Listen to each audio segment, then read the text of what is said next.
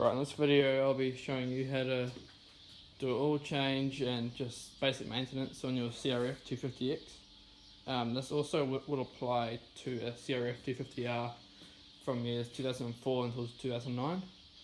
Same year for the X models, but yeah, I'll show you what you got to do to get this bike up to date. Alright, so for the oil, I just get both my oils draining at the same time. I get this drain pan from Repco. The transmission drain hole is there on the side of the bike. It's a 12mm and it's quite long, it's that one there. Make sure those washers are not too squished, because if they're squished they won't seal properly. And then the hole for the engine oil side is just up here. It's just there, center of the screen. Now this is where Honda is confusing. So the confusing part is that the engine oil is on this side, but the drain bolt is on the other side of the bike. So just remember this. I remember engine oil this side, drain bolt underneath. Transmission oil, you fill up from that little black bung there. It doesn't have a dipstick on it, and it drains out here. So put engine oil in here and transmission fluid in there.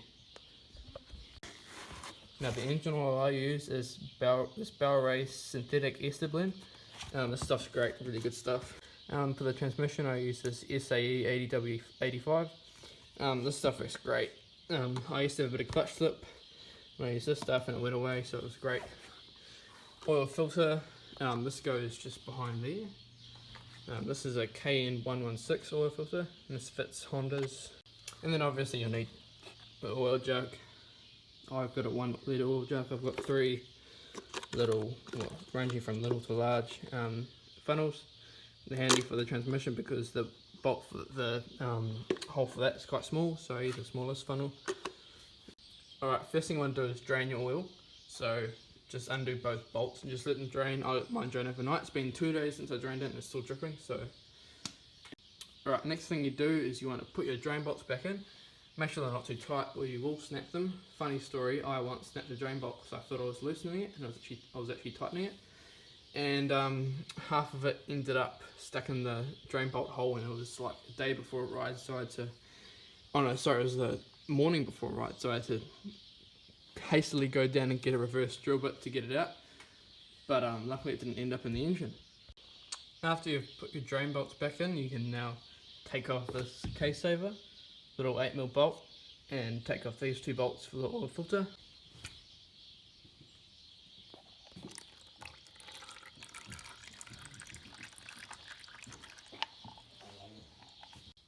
And then put some oil on this O-ring that seals on the outside, and also get some oil into this O-ring on the oil filter.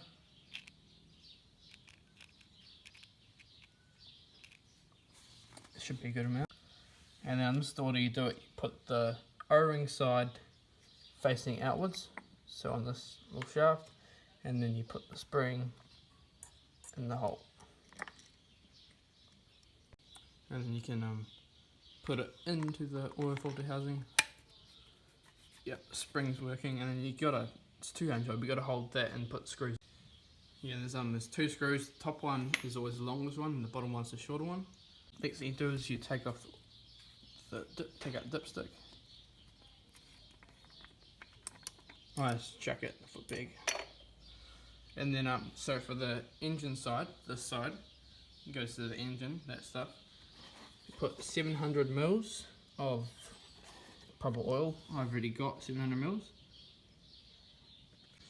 I'm just going to pour it straight in.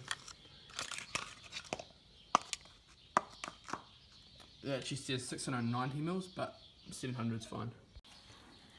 Now you can just pour your oil in. You can now reinstall the case saver back onto the bike. It was there, just like that. And then get your funnel and put it on there inside the oil hole. Right, now on the transmission side, you can pour 670 mils of this oil, or just any transmission oil. Just check your owner's manual. This stuff looks great, but Make sure it's exactly 670 mils, because if you overfill it then it won't get the proper lubrication on the clutch, which will make it slip. Alright, now you can pour your 670 mils of transmission oil into this side of the engine. What I like to do is, because my 250X has a battery, I like to charge it between rides, so 2 10mm bolts in the seat. One on this side.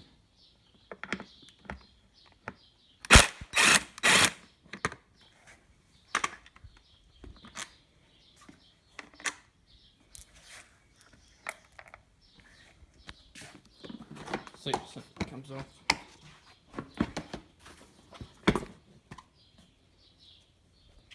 Also helps to keep the seat off when you put the air filter back in. I know there's an air filter door, but it's handy just to see what you're doing from up here. Yeah, I'll just give the air filter oil up.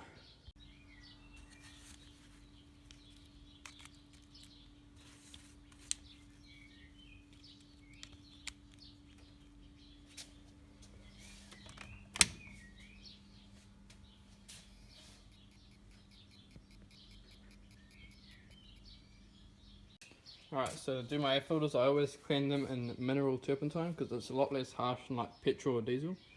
And then I like to get my air filter spray. I use this Castrol foam air filter oil. Works great. Have never had a problem with it. I like to wear gloves so it gets really sticky when you're spraying it on. What I like to do is clean my airbox out thoroughly. Just get a rag and I just wipe around everywhere, get nice and clean. I also clean up here too, where the battery goes. There's quite a bit of dirt and dust and stuff. Right, next thing you can do is make sure you put your oil cap back on.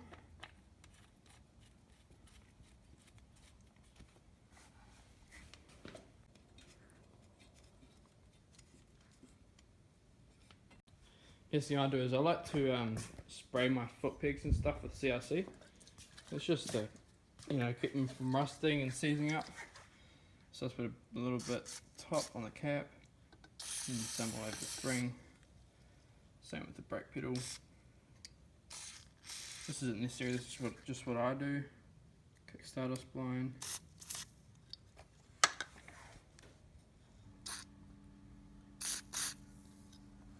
Nice and lubricated. And the foot peg. Also the gear lever. And then to clean your grips, because they get all this black stuff on you can use brake cleaner. And that gets it right off. So it's just those black marks. Spray a little bit on and then wipe it off the rag and it comes up good and new. That actually makes it more grippy too. So that's great. One other thing I check is my radiators after every ride. Well, every time I service it. Just check the level. Yeah, it's nice and full, so that's good as. I'm going to put that on soon. But also at the back of these 250Xs is a little reservoir. That's the overflow, I like to call it. And there's a upper and a lower mark, and mine's always full, so make sure it keeps topped up. And you just something else I do is I spray silicone spray underneath the fenders. It just makes it easier to clean, and the dirt when it dries it just falls off, so it's a lot easier to clean and dirt doesn't stick to stuff and make stains. Right, that basically finishes it.